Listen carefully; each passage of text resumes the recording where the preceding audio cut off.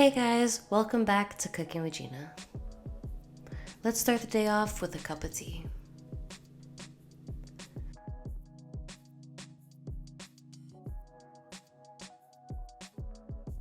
Today I'm drinking ginger tea and I'm pouring a cup of elderberry lemon balm herbal tea for my partner.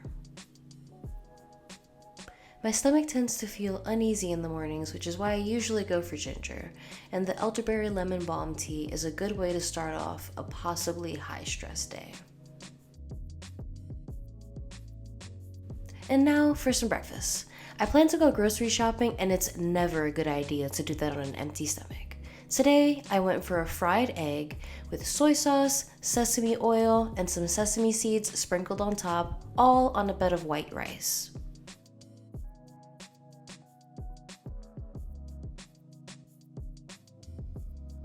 A simple yet filling breakfast.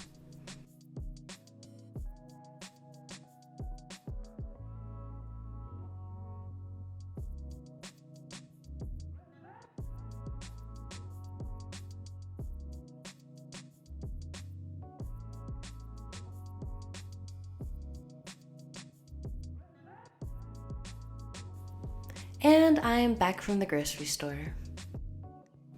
Today is my fridge restock day, so I'll be cleaning, prepping, and storing some of my most commonly used items.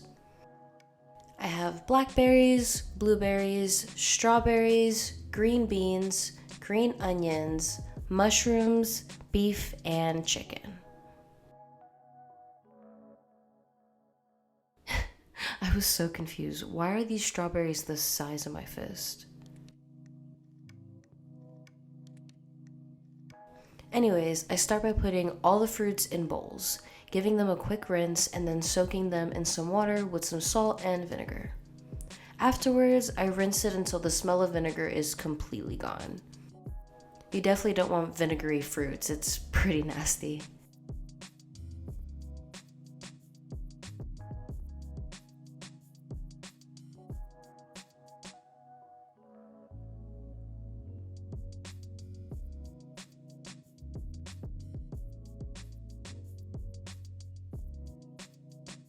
This helps get any additional dirtiness and bugs out of the fruit if there are any.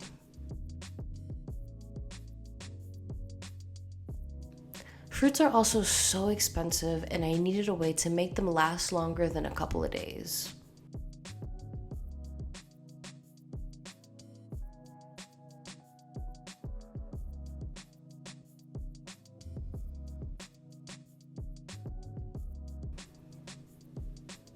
Now that I clean and store all my berries in airtight containers, all my fruits last so much longer. And this really does save me so much time during the week.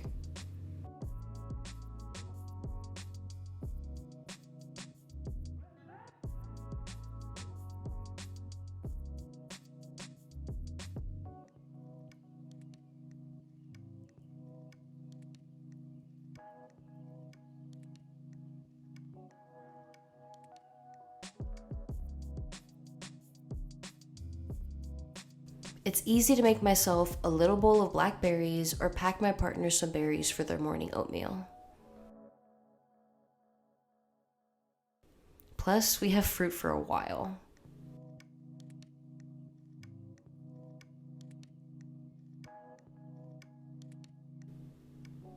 Now for the vegetables.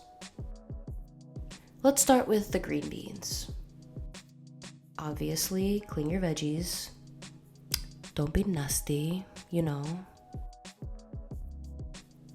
I separate my green beans into freezer bags. I know it looks like a lot, but I tend to use a lot of vegetables in my meals, and if there's any extra, it's usually just lunch for the next day.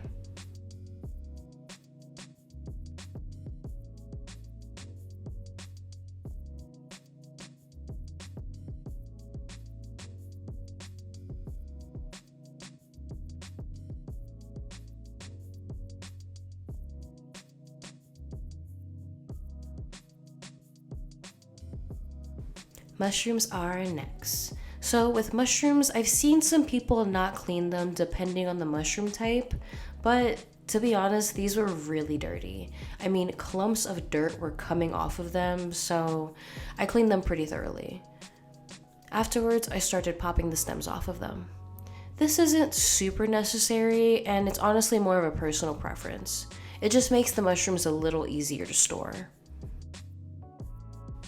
Unlike the green beans, I don't really store the mushrooms based on serving size since they don't really stick together when they freeze, and I can take a couple out at a time.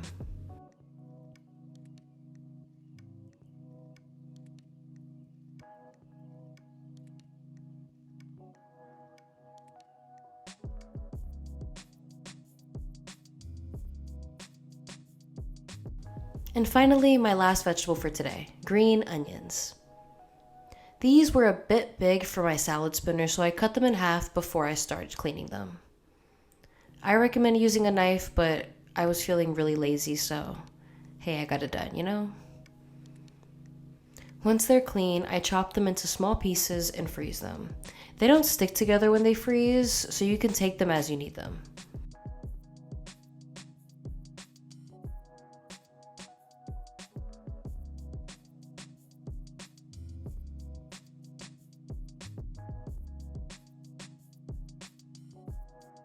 Any vegetable scraps are frozen for a future vegetable stock.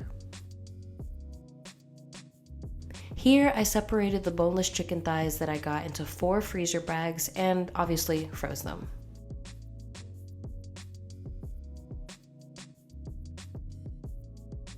Clean, clean, clean.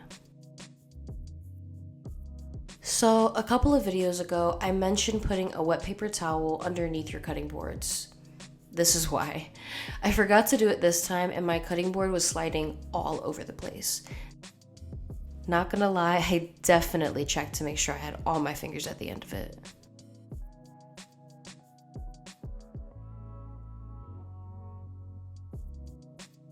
And just like that, I have enough meat, vegetables, and fruit to last me for a couple of weeks. And perfect timing because a storm is supposed to hit my area in the next couple of days. I am exhausted.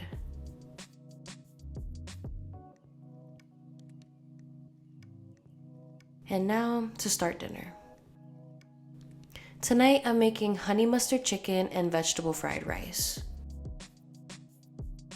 I chopped the chicken thighs into large chunks and marinated it in a mixture of Dijon mustard, honey, minced garlic, salt, and vegetable oil for about 2 to 3 hours.